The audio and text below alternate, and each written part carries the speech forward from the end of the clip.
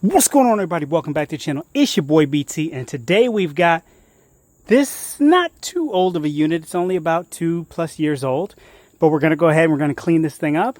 When I purchased it, they said that it's not working. It's not holding pressure, basically. So we're going to go ahead and clean this thing up, maybe inspect it, see what components we need to change out, and see if we can get this thing back up and running.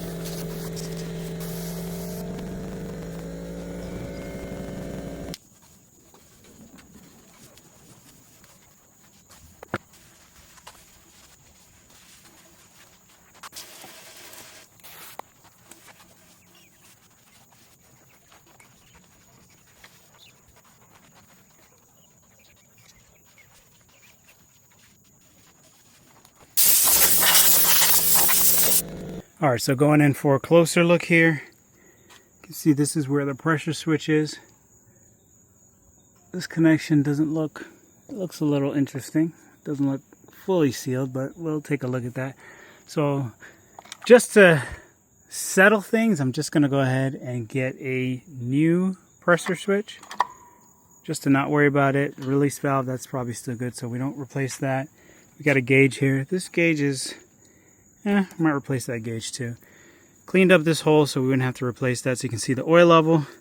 So this unit was in a paint shop, so that's why it's kind of coated with that hue. So this should be a lot clearer, but it's good enough to see the level in there. Plus we know it only takes 16 ounces of oil. Everything else doesn't look too bad. Looks like we still got to clean up. Yeah, still got to clean up some of these blades here. Still look dirty. Alright, so here's the intake.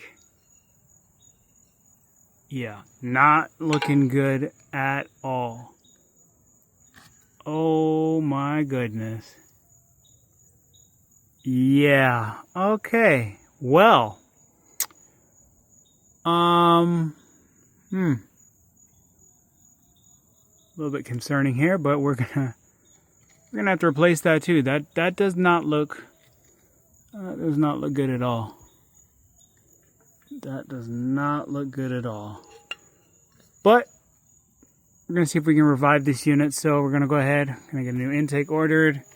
Get a pressure switch. We're going to get an oil change in here. Everything else looks okay. Again, this unit is not that old. It was manufactured in 2023. So, not that old. But for now, we've got it washed up. You can see it looks a lot cleaner, a lot better. We're able to kind of get a lot of that dirt and grime off of there. But that's as much as we can do now. We get these parts ordered and see if we can't get this unit running again. All right, so we're ready to get back at this thing again. We've got some parts that came in here. So we've got a new filter. Nice and fresh, the way that it should be. There we go. Look at that. What a difference. Okay, so filter is good. And then we have a new gauge.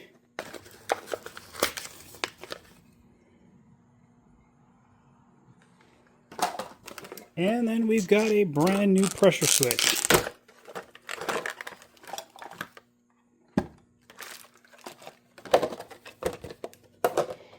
All right, so since we're going to be installing our pressure switch in this direction here, so we're going to go ahead and put our gauge on this side here.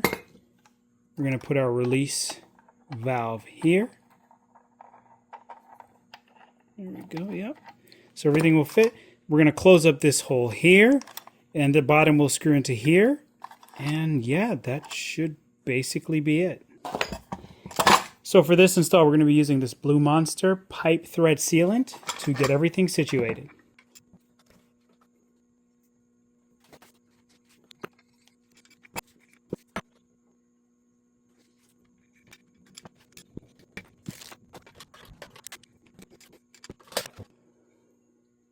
All right, now with everything in place, all we're going to have to do is hop outside and go ahead and get these connections, the new connections made.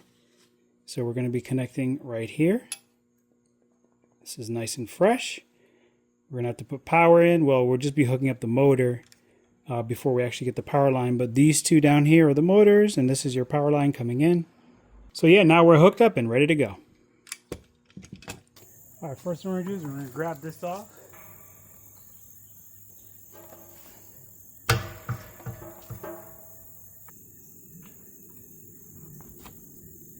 Okay, we'll screw our new one in.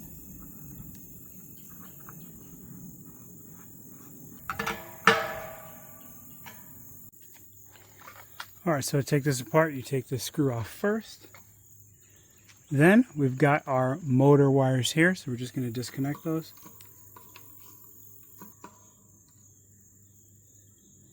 And we've got our ground wire.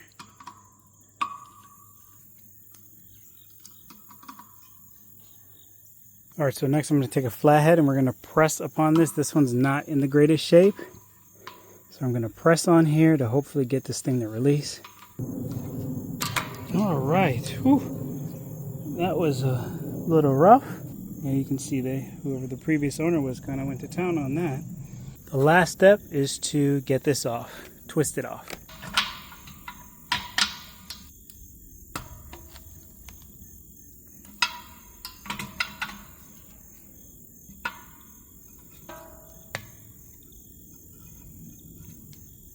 Alright, so we're going to take off this gauge here. Well, it looks like we should have put this on last. We're going to have trouble spinning it on, so I might have to disconnect that gauge and reattach it.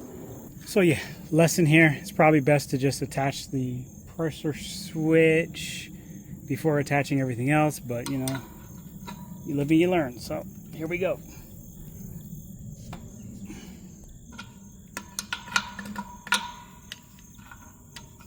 So once this is out of the way, it will allow for a free spin. All right, so there we have it. I'm gonna go ahead and take this back off because we're not gonna be able to spin it. Let's see, can we spin it with it on?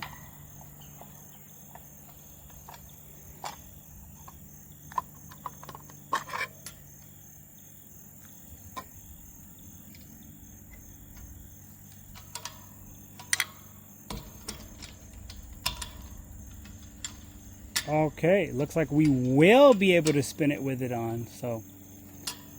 But you can see, probably easier if you just put it on last, but we're gonna finish this up. So the last thing before we screw this on, I'm gonna put some pipe thread sealant on here. All right, and we're gonna get this locked in here. All right, so here we've got everything locked in place. Now what we're going to do is we're going to bring our motor cord here through the back.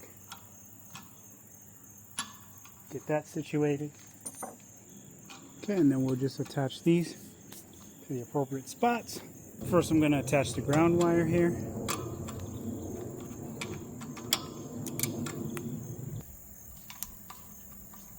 Alright, next we're going to loosen these screws to take out these conversion pieces. You can use these if you want to slide a connector over that.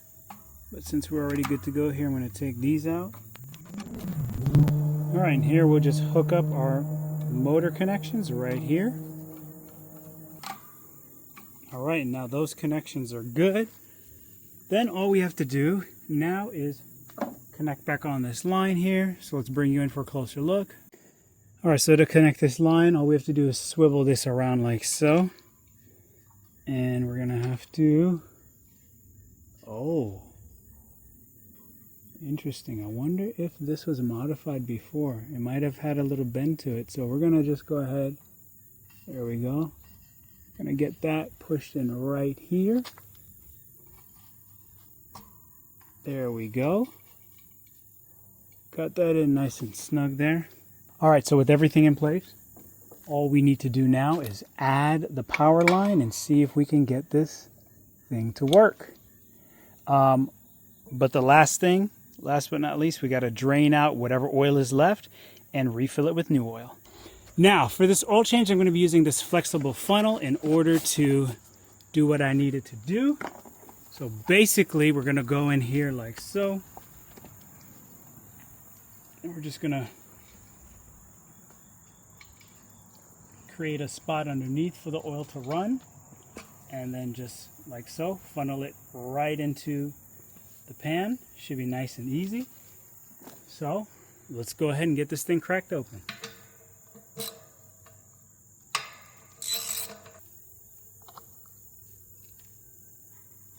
We got our bucket, we got our funnel.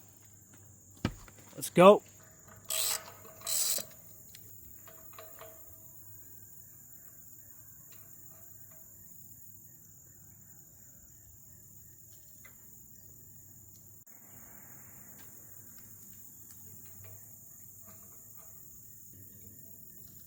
All right, now to attach these back, this is 15 to 20 foot-pounds of torque.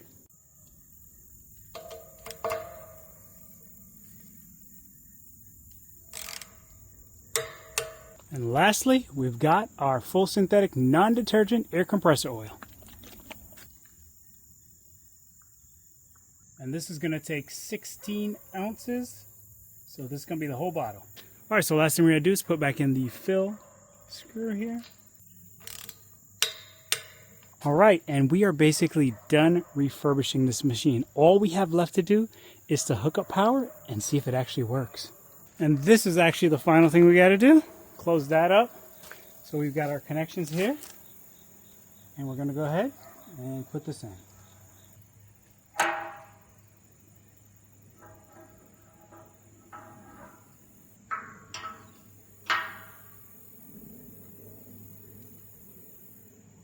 All right, so here we are, the moment of truth. We got everything hooked up. It's wired in. It's ready to go. All we have to do is turn it on. It should take about 7 minutes to fill this tank. Let's see what we get.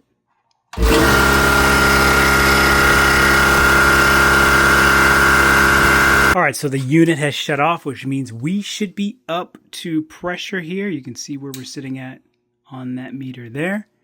Not really losing any pressure. Everything looks good so far.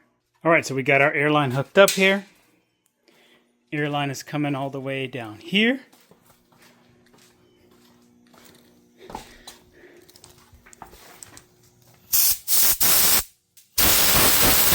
Yeah, that's some good air pressure right there. All right, so now that I finally have a proper air compressor in the building, I can do things like this.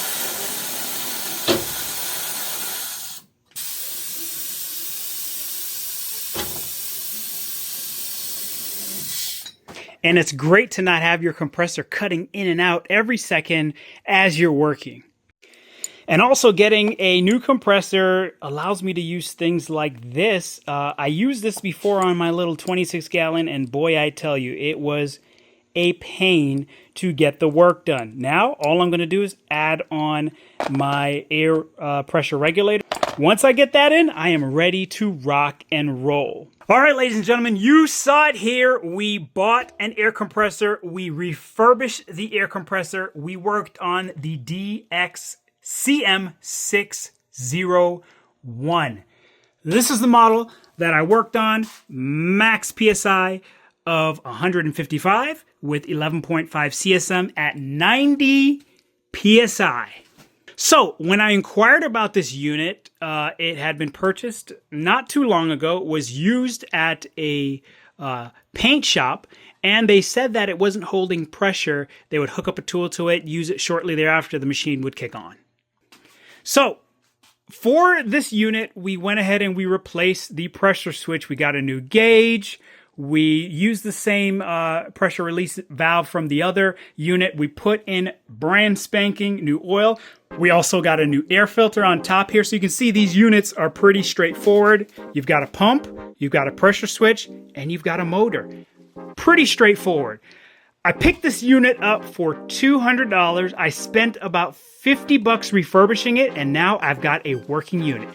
It's your boy BT. Thank you for checking out this video, and I'll catch you guys on the next one.